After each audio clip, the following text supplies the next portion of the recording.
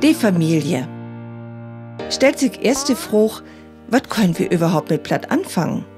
Also, wie könnt mit Ole Lü schnacken und mit all die anderen auch. Wie könnt ihr mit Freunden ein Geheimsprach gut mocken oder andere Lü Platt beibringen, andere Lü uns Platt verkloren und wiesen, dass wir hier in uns Land zu Hus sind. Zu Hus in uns Familie. Und das sind mein Urgroßeltern. Das ist der Urgroßvater und die Urgroßmutter. Kann man auch Uropa oder Uroma sagen. Dann sind das die Großeltern, Großvater und Großmutter oder Oma und Opa. Die Öllern habt wie auch, das sind Vater und Mutter. Und das gibt die Kinder.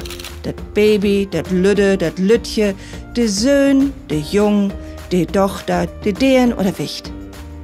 Dann habt wie Tanten, da gibt das Ole Wör as Möhm oder Medder.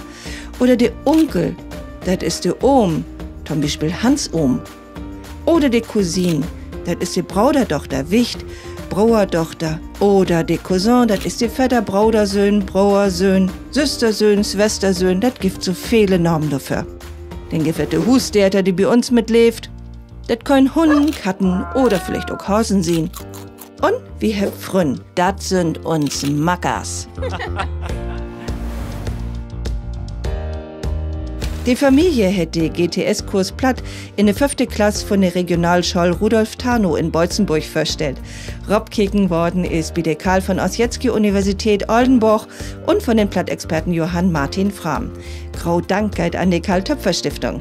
Und das Länderzentrum für Niederdeutsch in Bremen dankt für die Förderung durch die Beobdruchte von der Bundesregierung für Kultur und Medien.